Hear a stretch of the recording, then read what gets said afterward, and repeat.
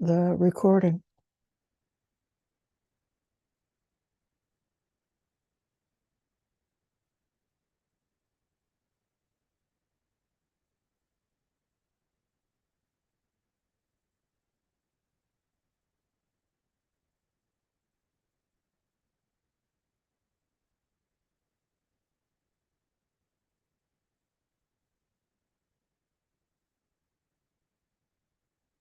So, dear friends, there's the theme that I thought of speaking about today is about stream entry, which is a very attainable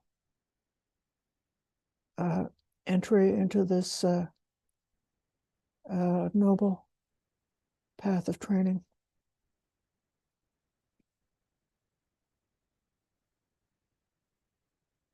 In modern times, it seems like there's a certain amount of confusion about stream entry, different debates or confusions that come from casual reading of the sutas or a casual listening to what we might have heard, some of which is coming from the sutas or perhaps coming from commentary. I know that for myself, I'm very aware of the teaching about the 10 fetters called the Sangyojana, which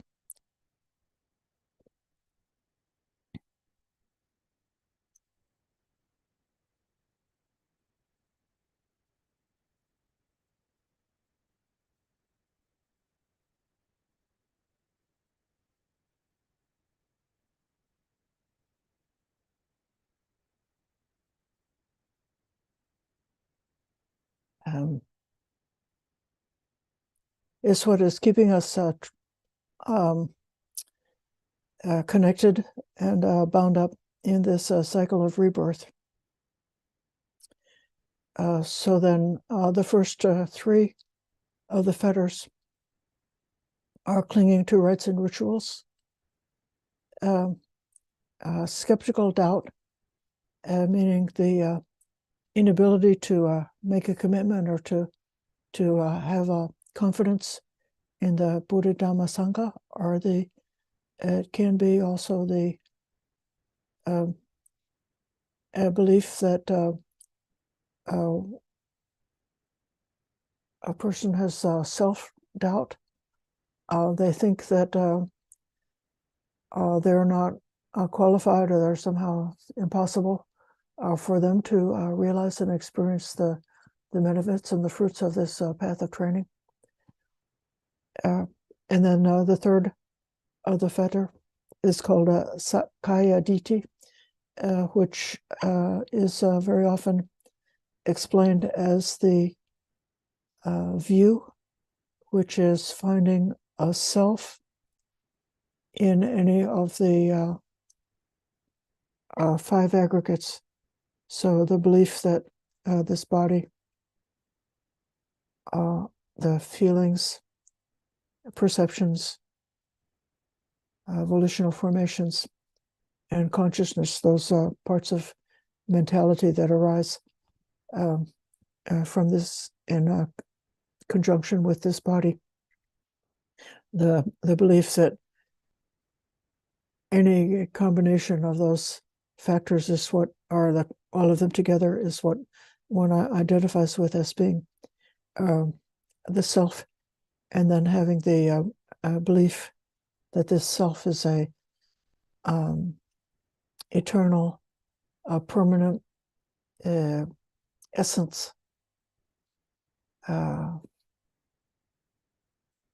so with the with that idea, which I think it's coming from actually from the Visuddhimagga, which is a little bit of a later explanation about the significance of Sakkaya Ditthi. I know that in my personal practice, I never I felt that taking care of skeptical doubt, or taking care of the clinging to rites and rituals, that those two fetters were not so difficult to overcome. And then this view of the self was a bit more challenging. And for the longest time, this has been, for me, a focal point of my practice, because I would like to realize the benefits that are promised as a result of these teachings. And because of my confidence in the Dhamma and my confidence in the Buddha, I think that if I want to come to full enlightenment or nibbana, then I have to start with stream entry. If I want to start with stream entry, I would like to become clear, really broken away from having any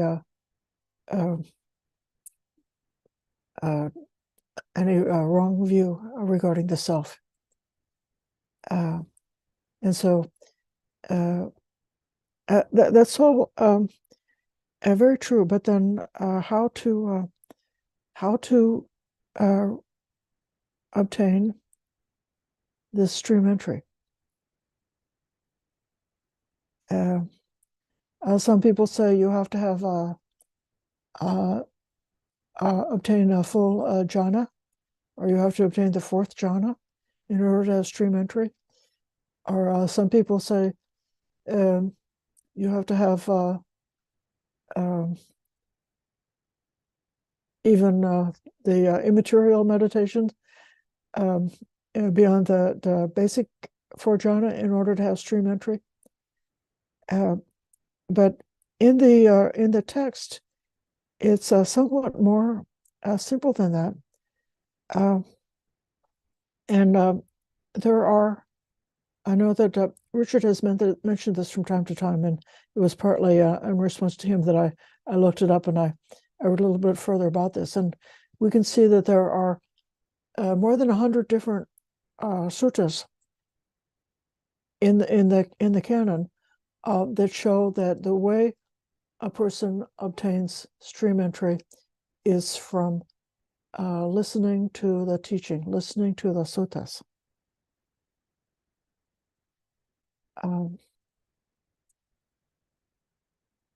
That obviously doesn't mean just listening in a way that's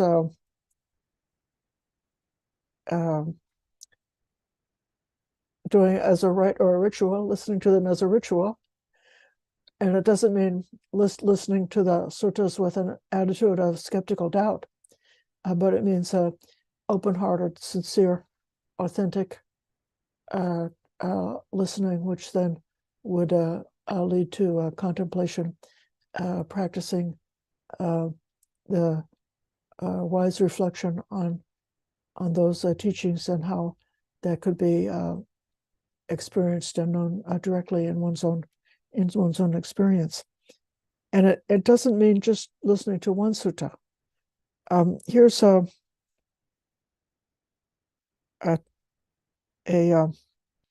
quote. The Blessed One gave the householder Upali graduated instruction, that is, the talk on giving, virtue, and the heavens. He explained the danger, degradation, and defilement in sensual pleasures, and the blessings of renunciation.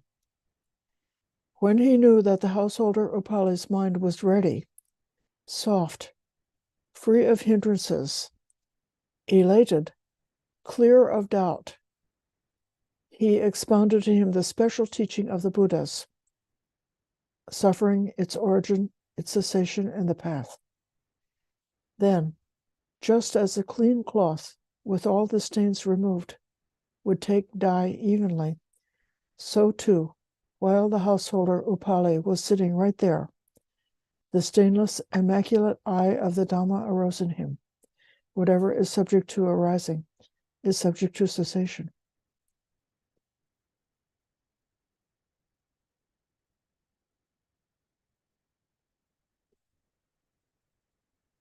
it's for this reason that actually in my next personal project, which those who listen to me will be obliged to participate in, it will be going back in a more methodical way with maybe 10 or 12 of the basic fundamental sutas that outline the most important teachings, so that we can together review and listen to those teachings, the ones that were highlighted and recognized by the Buddha and by the tradition as covering the fundamentals. It's not that difficult, just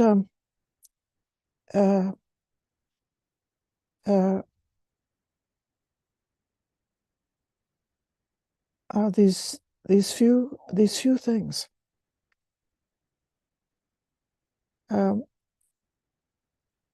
Besides what is mentioned on the list here, I think you could add knowing about the aggregates and the sense bases, knowing about causation, and reflecting on it, and then there's another sort of another quotation I'll give you, and this one is a kind of a different type of statement about how you would know if you had it, if you had stream entry, or if you had stream entry path. How would you know and be sure that you have it?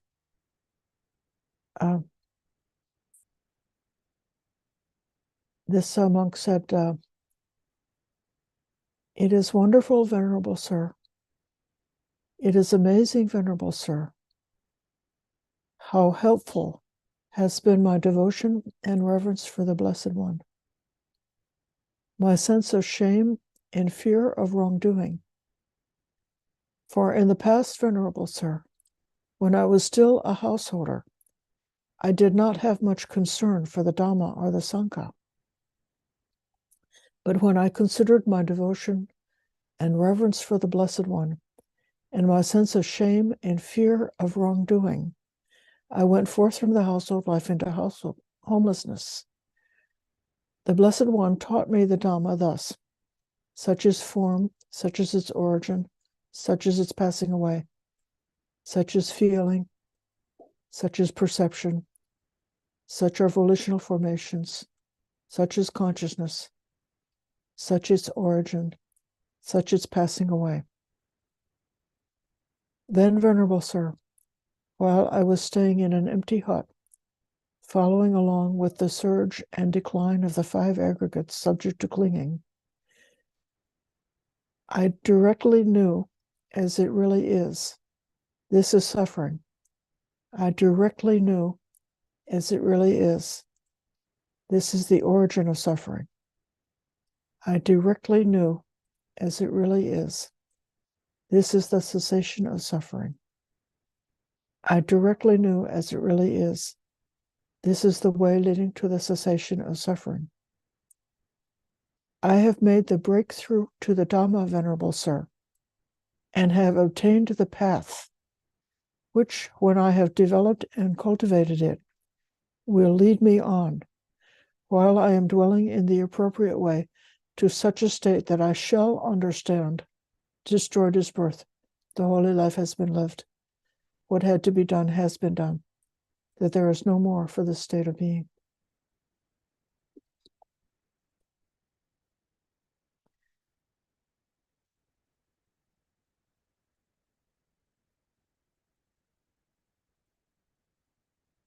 So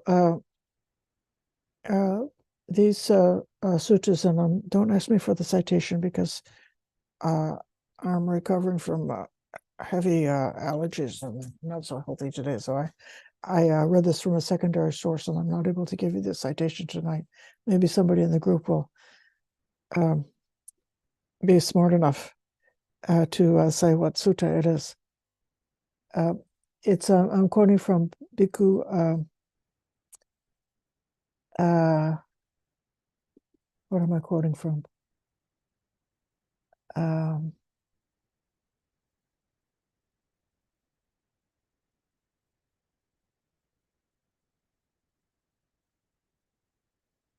Bhante Sujato's book called A Swift Pair of Messengers was the secondary book that I am quoting from.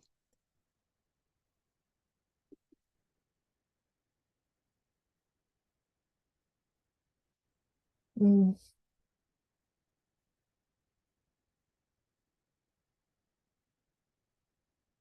But the passages I quote are almost stock phrases. We see them in many different places in the sutras.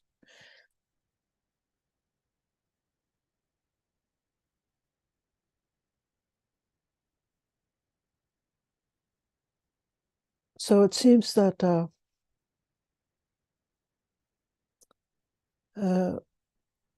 it could be that in our modern times, in our skeptical age, that the skeptical doubt, it's the most dangerous, is if some people who have taken an interest in the Dhamma, taken an interest in Buddhism, and begun to experience the benefits of these teachings and of this meditation practice, they may still not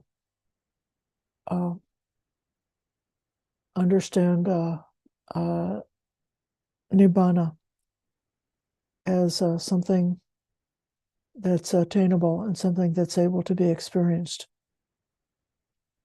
And then if you don't, if that aspiration, that direction is not very clear, then it's difficult to get there. If you don't have a vision or an idea of where it is or what that would be heading for.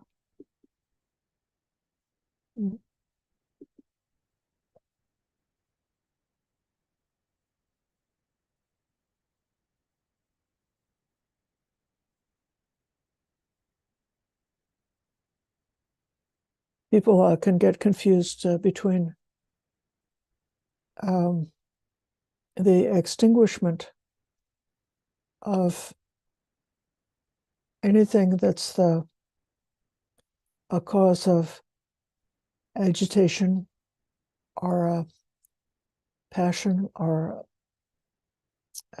attachment, the freedom, the complete freedom, and the wonderful happiness that could be experienced if one is finally broken free from whatever is keeping us still subject to having this reactivity, this attachment, and so on. We can see that it's coming from this is my experience. The residual habits of mind which are creating a self and clinging to security of existence and afraid to let go of having some kind of safe status or position or circumstance or situation in life, whether it be something as worldly as knowing that your survival is going to be taken care of, that you've taken care of your retirement plan or something like that, that you've got the some kind of level of material security or some kind of a level of security in social status, that one would be respected or appreciated or loved, or be in a social environment which is supportive. All of these things are can be tied up with something that is a habitual way of propping up the self, and without denigrating how precious it is to have beautiful friends,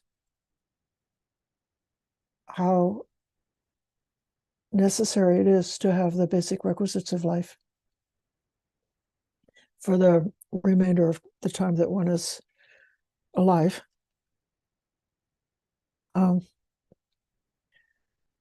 Without denigrating how grateful we are to live in the world that provides the supports that we can exist and study.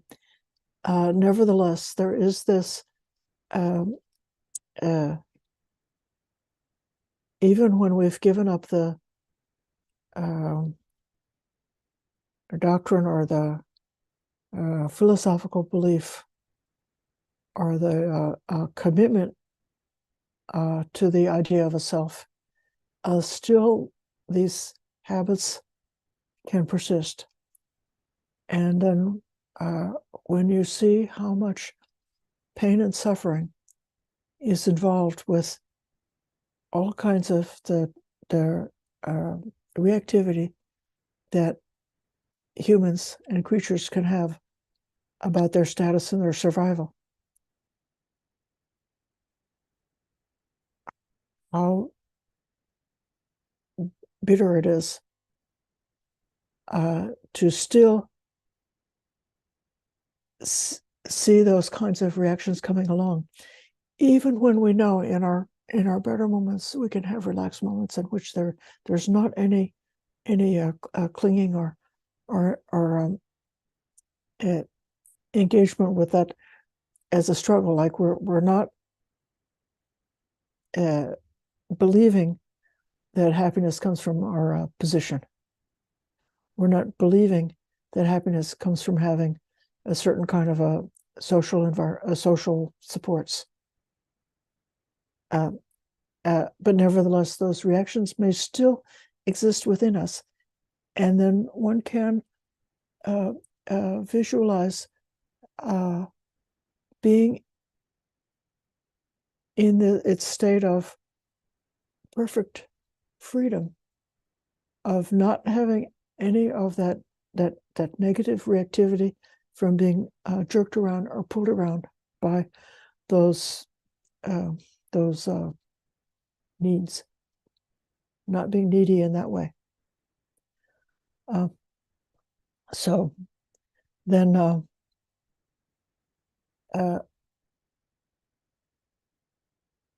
there's a word that's used in one of the translation words that's used for nibbana is extinguishment. And the translators kind of have to explain that it means the extinguishment of passions, the extinguishment of attachments. There's a similar word in English, which is annihilation.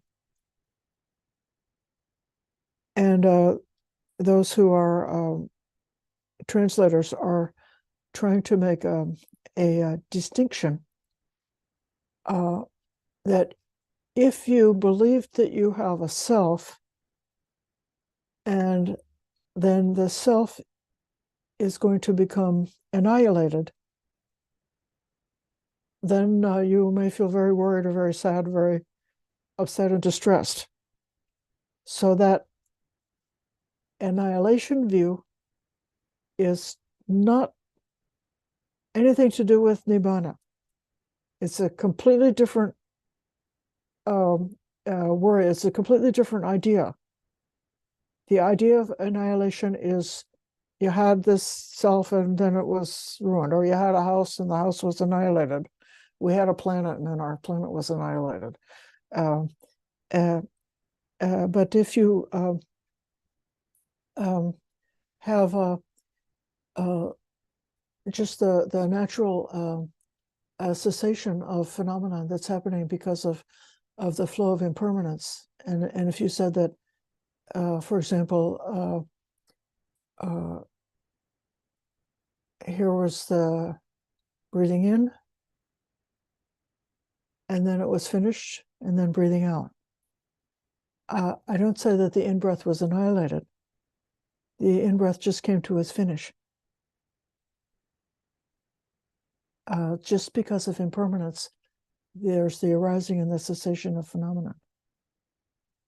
And there is the cessation of, like, each moment of conscious awareness. The thing that I was aware of yesterday is gone. I can't even remember it anymore. But I don't say it was annihilated. It's just finished. It just ceased because of impermanence. And so then when I let go of the concepts around the self thoroughly, and when I see the danger of any kind of that reactivity that comes up, and it's really from this residual clinging to existence, and that's at least my way of looking at it, that if I'm used to having things in a certain way, and then it's not the way that I'm used to having it, and not the way that I expect it, and something in me is just a moment of like a resistance to change, resistance to something being different than what I'm expecting or what I think it should be, then that's the self coming up and biting, because I perhaps I still have it. I still have some clinging, even if I have really gotten away from the self view.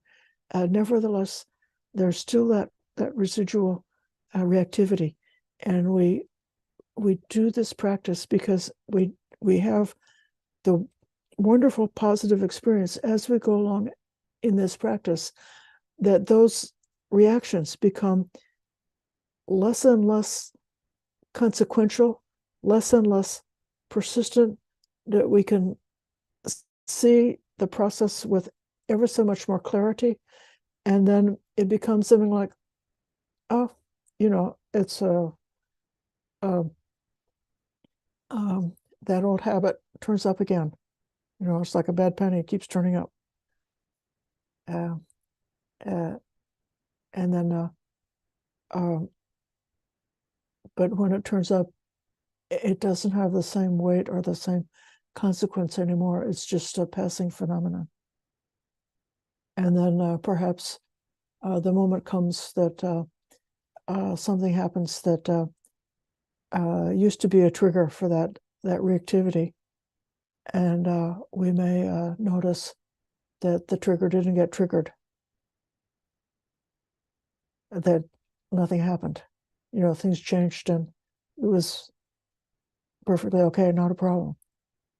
And then we could say, oh, this path of practice, this path of training is going in the right direction, because it's going towards peace, going towards tranquility, going toward a sense of freedom, going towards an ability to just experience the flow of phenomenon of being a living person surrounded by all of the responsibilities in society and all of the things that we need to take care of that happens in this life, that you can have this life of one thing after another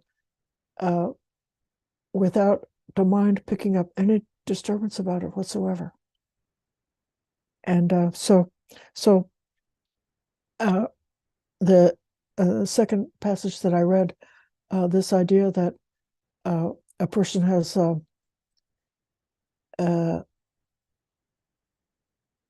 come to the after doing a certain amount of work and seeing the Four Noble Truths, that they have this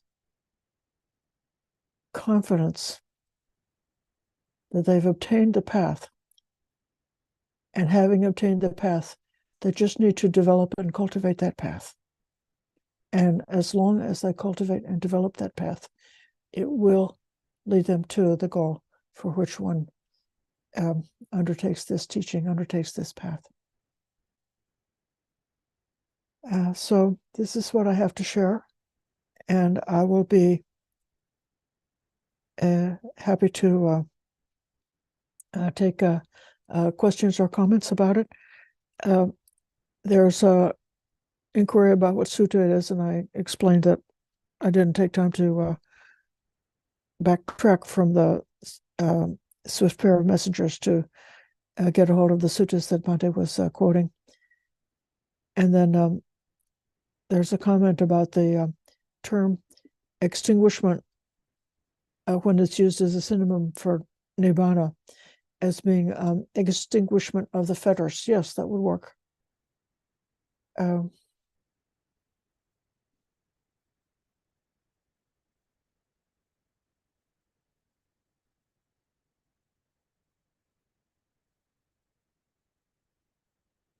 Whoever else would like to mention what stream entry means to you, whether or not it seems like a real thing, and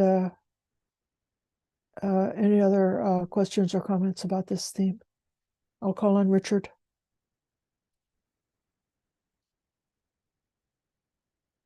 Thank you, Ayya. That section that you quoted, the first person to attain stream entry was Kandana, and he says, whatever is subject to origination, all is subject to cessation. Yes. Now, that's the same thing that Sariputta came to, the same thing that Moggallana came to. And if you look in the Vinaya, I think it's in the Kundaka section, there's a whole section where it talks about the first disciples who were attaining stream entry and then going on to be arahants, which happened in a very short period of time, only several months. In several months, there was like about 1,300 arahants.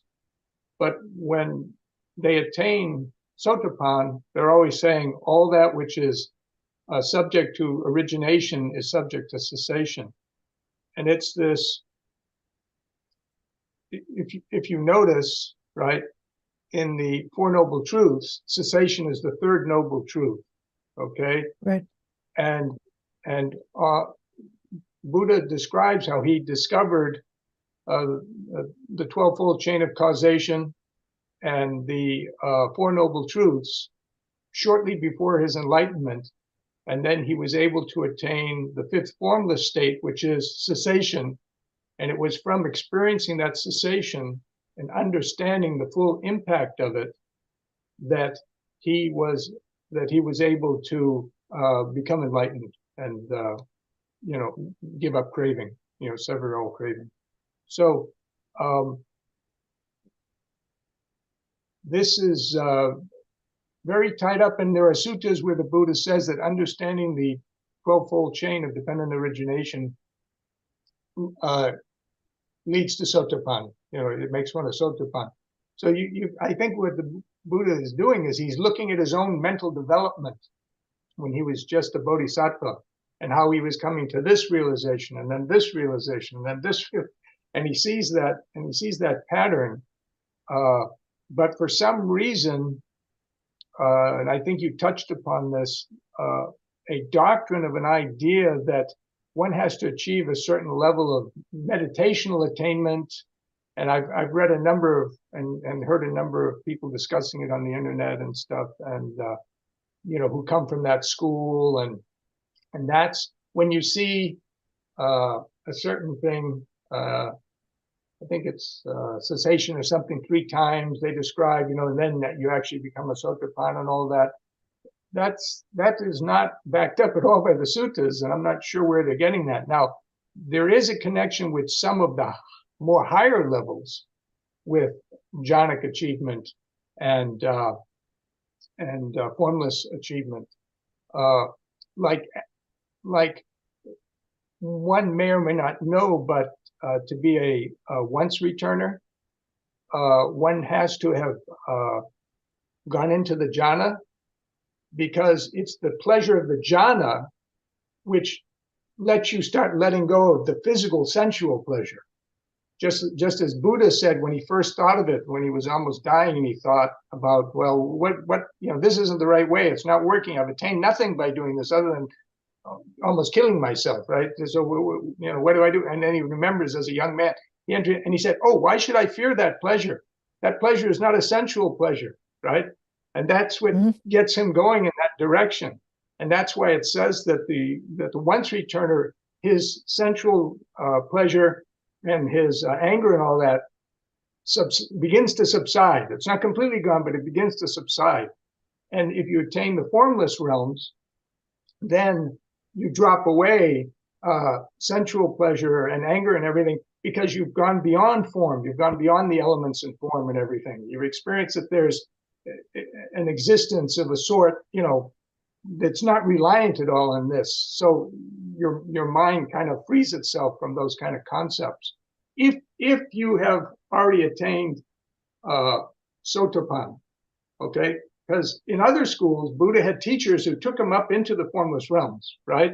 But he didn't attain sotapanna or anything at that point. And others can, through other teachers and stuff, and even as Buddhists who have not attained sotapanna, they can go up to there. You have to have the knowledge of the Buddhist teaching to make complete sense of the experience when you have these experiences. And so, but again, it all comes back to the idea of cessation. That's like one of the most critical factors to grasp, to really grasp what that means.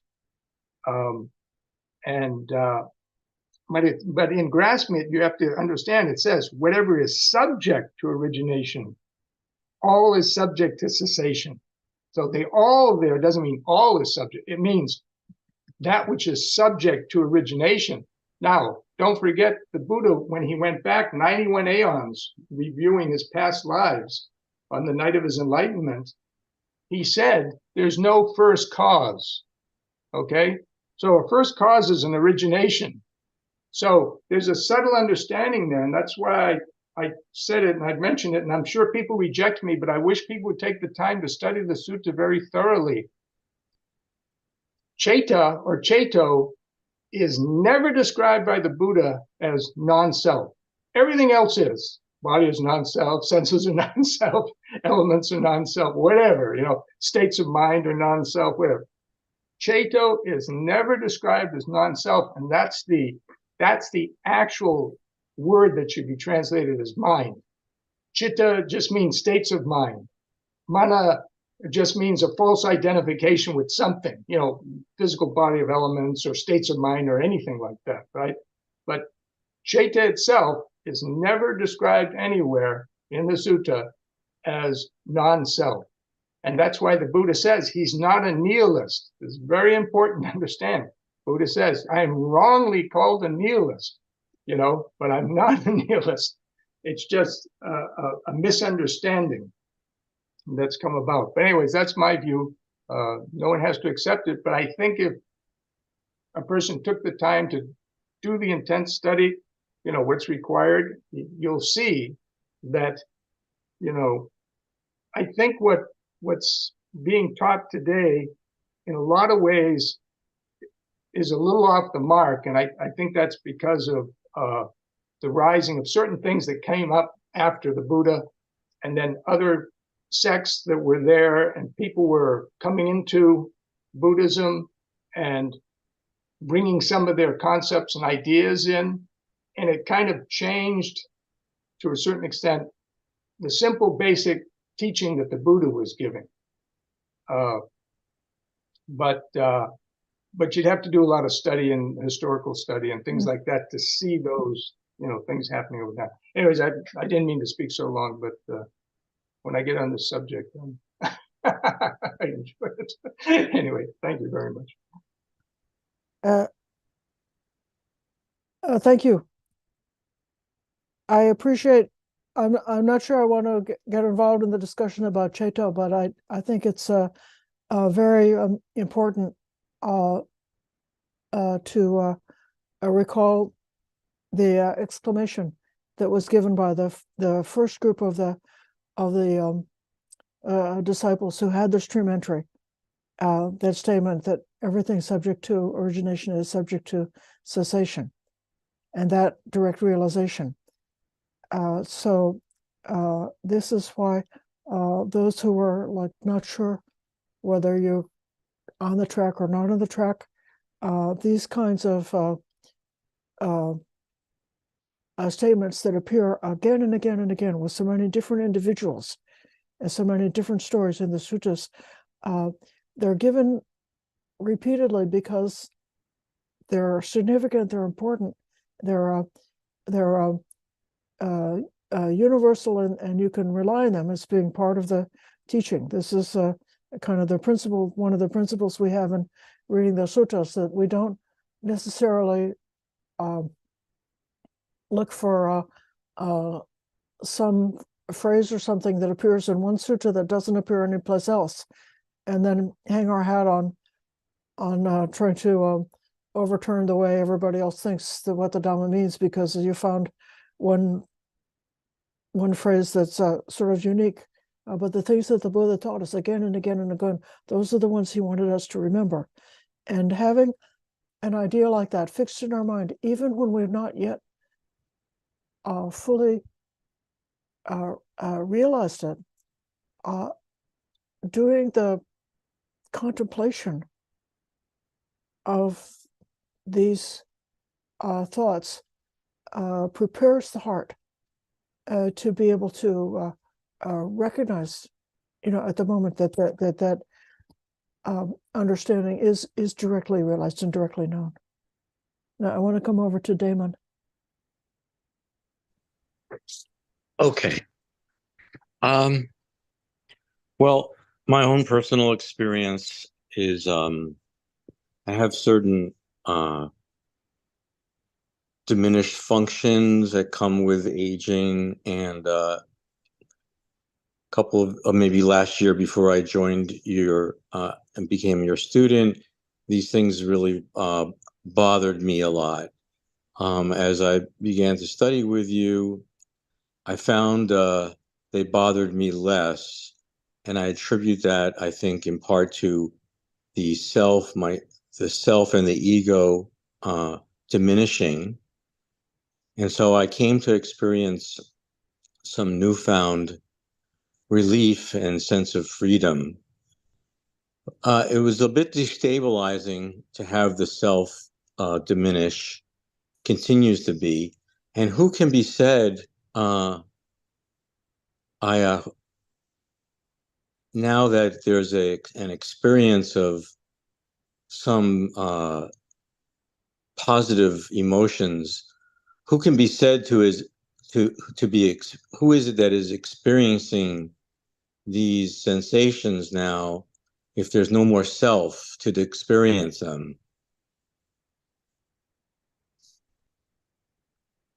Is that your question? Well, first of all, I was sharing my experience, my personal Yes. experience, and yes, I ended it with a question. I really appreciate your statement of your personal experience. It's so meaningful. And what the trend or the evolution, what you see as the change in you from direct experience is really significant. Vedana is one of the mental functions. That's the function called feeling. It's related to the verb vedyati, which is very often translated as experience. So the experiencing function of the mind is what is experiencing. Okay.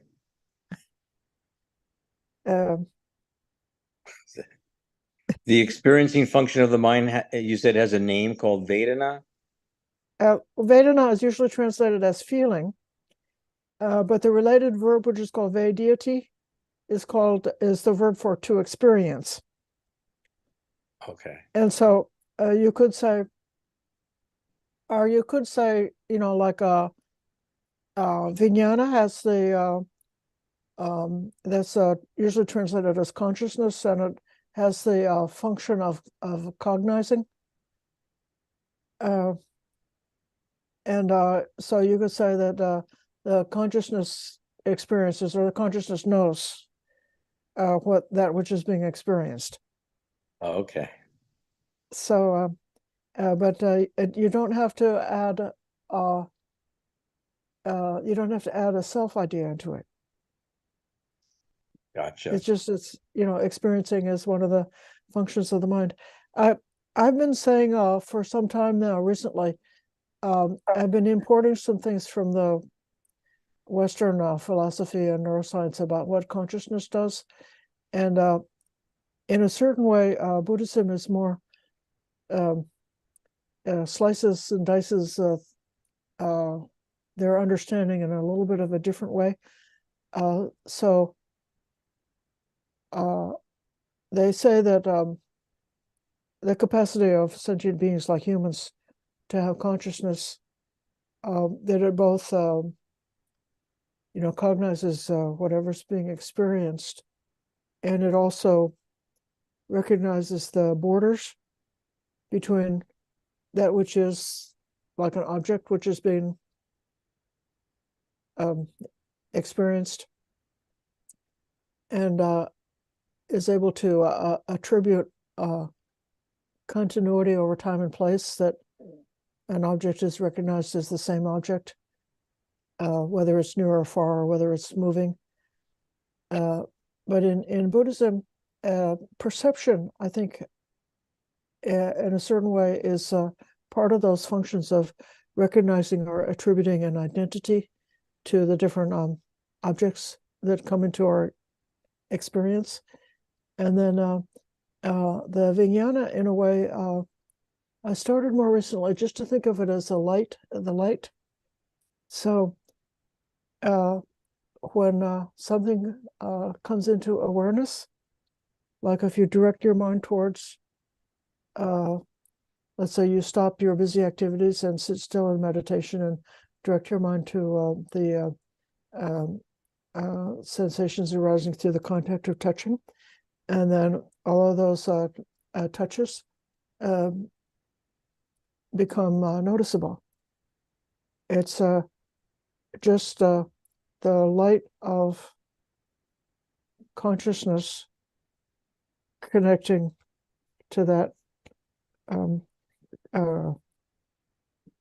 touching faculty that causes it to be knowable. So it's like it's something like turning on a light, putting a light on the subject that lets it be known. So in that way, it's just a very simple process. But what you say about the self becoming more soft and becoming less like distress or worry about that, like the self is falling apart as we age and get older, and we see that our mind and body are falling apart, and we start to think that our self is falling apart, and there can be like a distress about that. So then that is what is part of the wonderful freedom that's available to us in this Dhamma, that we don't need any of that distress at all. Yeah. Thank you. Right.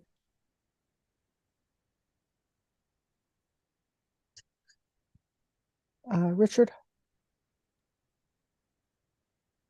Thank you. One thing I forgot to mention is that one can actually achieve stream entry and not know it, because they may not have sufficient knowledge of the Dharma. So there's ways to understand whether or not you've achieved stream entry, which is, if you have complete faith in the Buddha, as being an enlightened teacher, that his teaching, his particular teaching of Dhamma, because in the suttas, other teachers are said to teach Dhamma also, because Dhamma is like just a collective word, okay? I prefer to just call it objective reality, how one sees the objective universe, okay, for itself, what it is. But so when one knows that the Buddha's teaching of objective reality is the true teaching, and that the noble disciples are practicing the right way, because they've attained insight into his teaching, so now they know how to actually practice the right way. So, and also it says specifically for monastics that they follow the precepts. The actual word is they kind of know the precepts to be like whole cloth, not a patchwork. Okay, so it doesn't mean, even Buddha says this in some suttas, a sotapan may break in some slight way. He's not going to go out and murder somebody, in some slight way, some precept. Okay, but the thing is, he understands them to be the perfect good way to go forward. It's not like one might question, if it's a patchwork, then it's kind of cobbled together and it's not continuous. It doesn't, one thing doesn't necessarily go into another, but actually the precepts kind of all go together and flow together in harmony with each other. So that's why it's not a patchwork. So, and then for householders, a lot of times he says that they're very generous and everything. They freely give dana, to the sangha and everything. Now, but the other way to know it is that if one sees that everything, if one comes to understand that everything is constantly changing, and that constant change is what leads to dukkha, right? Usually translated as suffering. I prefer bad result, right? And that which is constantly changing and leading to a bad result, is not the self. You know what I mean? He talks like in that way. So you can see that, or that the Buddha is the enlightened teacher. You see that rites and rituals, they may have some value in some way, shape, or form in the universe, but they don't lead to enlightenment. Okay, so that's why there's no rite or ritual you can do that's going to cause you to free yourself, from samsara, right? And sorry, my mind's forgetting. What's the third one? The skeptical. Kaya, Satkaya. So Sakkaya Ditthi. I look at Satkaya as Sat, existing, Kaya, body. That this existing body is not the self. And so if you don't know these things, you may have actually attained sotapanna in a certain way, but not be completely aware that you've attained it. And but if you understand these things and you can say, yes, I see myself in those groups, right? So and knowing that the body is not the self is simply coming to the conclusion that your body is not yourself. Now, a sotapan may still act, or even a once returner may still act in some ways under a certain circumstance, like say you suddenly get attacked or something, and you're trying to defend your body, yourself, as you think of yourself, but in the back of your mind, it will come up that, oh yeah, but this is not really me. But that doesn't mean you shouldn't defend yourself or something, your body in a situation like that. It simply means that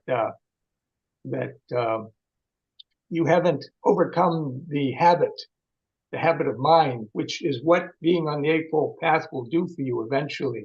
You'll overcome these habits of mind until, like Buddha says, that if one can attain the fifth formless experience, at that point, he has complete control of his mind, and he can think any thought he wants to think and not think any thought he doesn't want to think. So it's at that point you may not be completely liberated and enlightened yet, but you'll have attained non-returner, and at that and you'll really have a real total non-habit of identifying with the body as the self. Anyways, I just want to make that point because I think there are people who are sotapans who don't know they're sotapan, and and therefore, if they were able to consciously see that in themselves, I think they would start making very rapid progress through the other levels. But anyways, that's all I wanted to say. Thank you. Thank you. There's a comment in the comments from Maitri. Thank you for bringing up this topic and for the clear thoughts about this. It's very reinforcing. The same discussion came up during a Q&A with Bhante Gunaratana 2 days ago. He mentioned getting rid of the 3 lower fetters, Sakaya Ditti being the most problematic across the mind at once. So, yeah, Sakaya Ditti is, it may be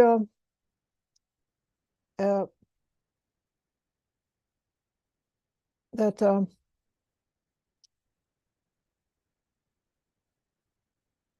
for different individuals, that different ones of those fetters may be the one that's the tough nut to solve. And Bandaji has very often said that if you thoroughly, properly overcome any one of the 3 fetters, then you would be on the stream entry path, and that the rest will follow in course if you keep going, keep on practicing. And a lot of times with these very specific ideas about what stream entry is or any one of the levels of the noble attainments, these descriptions, I think, are meant to be helpful so that a student or a practitioner could recognize what's happening with them, but not intended to become a barrier or something that creates a difficulty or something that creates a proliferation of debates. Here's one person who says, I think that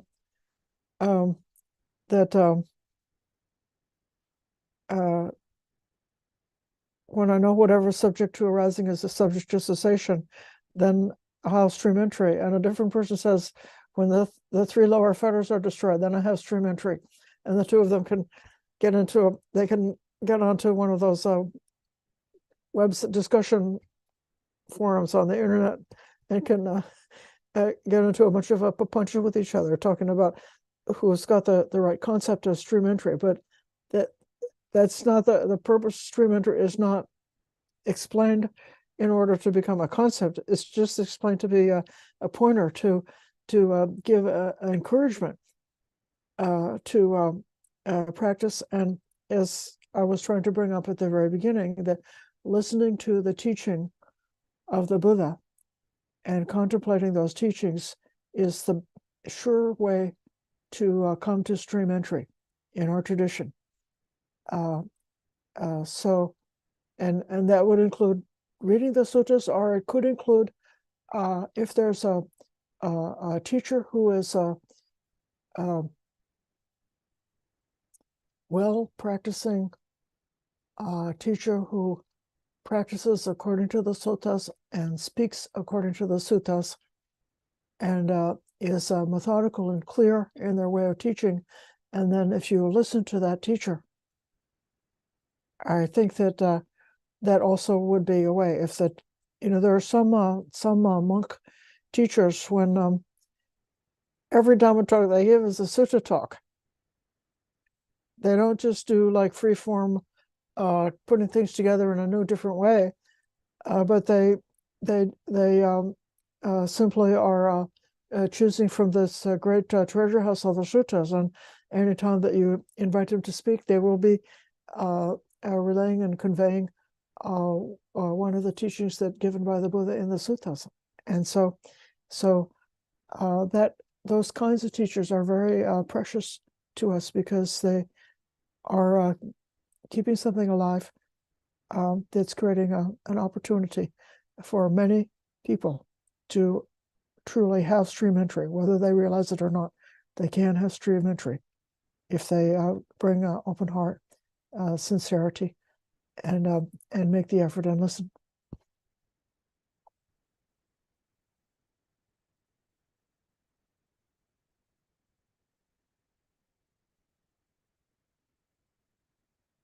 This may be enough for tonight.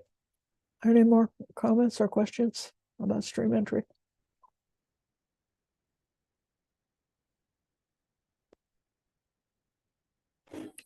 Hi, Ayya. Yes, sir. Yes, sir. Hello. Hello. So, okay, I've been meditating for many years, and I don't know one way or not if I've actually ever attained stream entry. I know I've been on lots of meditation retreats. You know, I was retreated with Payog Siada, and we did 2 hours here, 2 hours there, another 2 hours, another 2 hours, like every day for like 14 days. And I felt a lot of peace. I felt grounded really deeply in the moment, and I felt a lot of compassion and love. But I can't tell. I'm very new to the actual advanced teachings of the Buddha, the suttas, and I just referenced some stuff. I looked up some materials online, so I'm going to read a little bit more to try to get up to speed. But I've heard about the 10 fetters before, and I think I know what's holding me up. So I found out tonight that I'm probably going to be able to make some progress with that. You know, I'm going to give it my best shot. And so is there a way through meditation to tell what one way or the other if you're actually in jhana or not? Yes. The basic definition of jhana with the first jhana is starting with a seclusion from sense pleasures and seclusion from unwholesome states of mind. So that's the initial jhana factor. That's when the hindrances are not there. The 5 hindrances are not present. Well,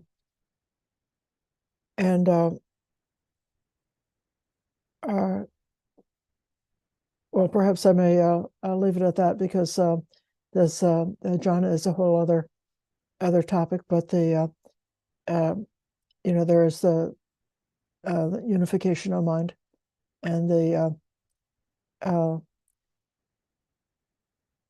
experience of the feeling states, which initially there's the bliss and happiness, the tranquility, that through the course of the progression of the jhana levels out to a deep tranquility. But the as far as this is my understanding, is that seclusion from the unwholesome states of mind is the most important initial unique and actually very unusual. It's very different than the ordinary state of mind that a person has in their everyday life. So restlessness, sensual pleasure, doubt, all of these 5 hindrances are things that are really promoted and activated by all of the different pressures that we face in our everyday daily life. And to be able to sit in meditation and come to a state of putting all of those those qualities into suspended animation so that they're really not present, that's a different kind of a state. But now you were asking about stream entry. So entering meditation is one thing. Entering jhana is one thing, and obtaining stream entry is another thing. I would recommend look out for opportunities to hear sutta discussions, to look out for opportunities to read the suttas, and to listen. There's many wonderful teachings, especially Bhikkhu Bodhi and many other wonderful teachers who give talks that are based on the suttas. So that I feel would, since you've already taken some retreats and started to have some benefits from this program, I think that the next step is to expose yourself to more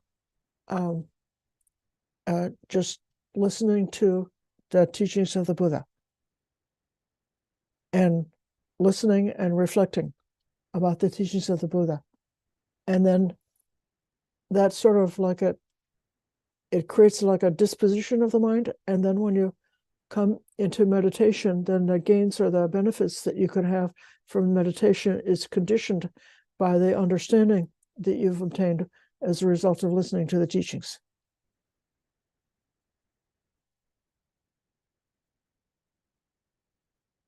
Let's close by giving respect to the Triple Gem.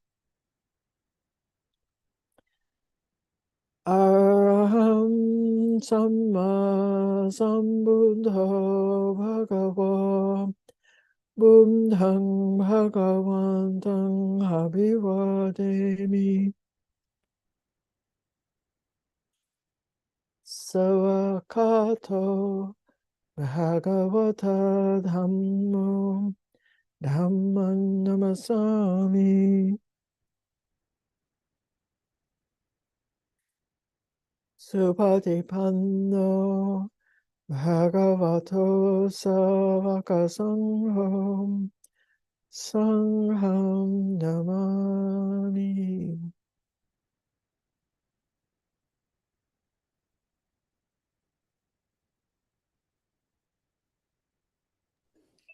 Thank you, Ayya. To we bow to our teacher. Sabe Buddha Balapata Pachakalachi. Thank you.